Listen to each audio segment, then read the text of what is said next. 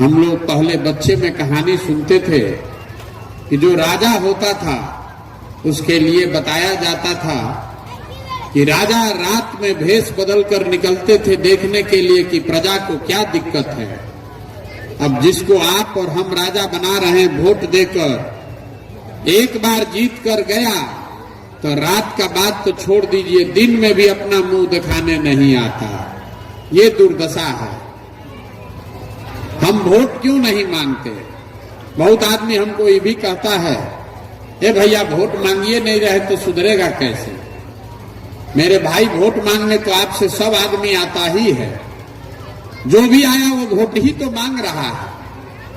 पहले आप 40-50 बरस कांग्रेस को जिताए, फिर 15 बरस लालू जी को जिताया, 17-18 साल से आपने नीतीश बाबू को कुर्सी पर बैठाया है। दिल्ली में हम लोगों ने मोदी जी को भी जिता कर बैठा कर देख लिया। बिहार और बिहार के लोगों का, आपके बच्चों का जीवन नहीं सुधरा। तो अब अगर कोई प्रशांत किशोर आए हैं, आप हम पर भरोसा करके हमको वोट दीजिएगा, तो इसका क्या गारंटी है कि जीतने के बाद हम आपके साथ धोखा नहीं करें? जीतने के बाद जब से जैसे दूसरे लोगों ने धोखा किया, हम भी तो आपके साथ धोखा कर सकते हैं। इसीलिए हम वोट मांगते ही नहीं। अभी 10-15 मिनट में हम सिर्फ आपको ये बताएंगे कि आपकी ये बर्बादी का कारण क्या है और कैसे आप इससे निकल सकते हैं, कैसे आप अपने गरीबी से बाहर निकल सकते हैं। बात को सुनिए, समझिए, ठीक लगे तो अपनाइए और न ठीक लगे तो जैसे जिंदगी चल रहा है वैसे चलाइए। अभी आपके गांव के महोदय बता रहे थे कि यहाँ की सबसे बड़ी समस्या है शिक्षा कैसे सुधरेगी, इसका रास्ता बताइए। अभी आपको बताएंगे उसका रास्ता क्या है।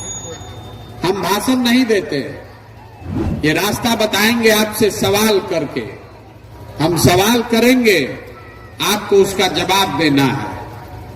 हाँ चाहे ना बोलना है, लंबा चौड़ा कुछ नहीं है। हाथ उठाकर हाँ चाहे ना बोलिएगा, लेकिन बोलना सबको पड़ेगा। आपको अपने आप दिखेगा कि आपकी बर्बादी का कारण क्या है और कैसे आप इससे बाहर निकल सकते हैं। तो अब जितना लोग यहाँ आप आए हैं, हर आदमी जरा सोच के बताइए, आपके गांव में और कुछ हो या न हो, सभी के बच्चों के पढ़ने के लिए अच्छी व्यवस्था होनी चाहिए कि नहीं होनी चाहिए? सबको बताना है, हाथ उठाकर बताइए जोर से, हाँ कि ना? होना चाहिए कि नहीं होना चाहिए? होना चाहिए ना? हाथ नीचे कर लीजिए। हम नहीं बोले हैं। अभी आपने देखा कि आपके गांव में जो लोग भी यहां आए हैं, चाहे वो खुद पढ़े लिखे हैं या अनपढ़ हैं, इसमें कोई अगड़ा होगा, कोई पिछड़ा होगा, कोई हिंदू, कोई मुसलमान, कोई गरीब, कोई अमीर, कोई महिला, कोई पुरुष, लेकिन सब आदमी को इतना समझ है कि ना भैया पढ़ाई का व्यवस्था तो होना चाहिए। इसके लिए किसी नेता और दल का जरूरत नहीं है, क्योंकि आपको मालूम है कि अगर आपके बच्चे अच्छा पढ़ लिख जाएं तो कोई मुखिया बने, विधायक बने, मंत्री बने, कम से कम आपके बच्चे का जीवन सुधर जाएगा। तब जितना समझदार लोग आप यहाँ आए हैं, सब आदमी अपने अपने बच्चों का चेहरा याद कर लीजिए और अपने बच्चों के नाम पर एक बार जरा ईमानदारी से बताइए, आप में से किसने जीवन में एक बार भी अपने बच्चों के पढ़ाई के लिए वोट किया? देखिए महोदय, आप कह रहे थे कि शिक्षा से सुधरने का रास्ता क्या है। यही आपके गांव की दुर्दशा है। आपने भी शिक्षा के लिए वोट नहीं दिया। ये आईना आपको दिखा रहे हैं, ये आपके बर्बादी का कारण है। आपको मालूम है कि पढ़ाई होगा तो आपके बच्चे का जीवन सुधरेगा, लेकिन आपने जीवन में कभी पढ़ाई के लिए वोट नहीं दिया।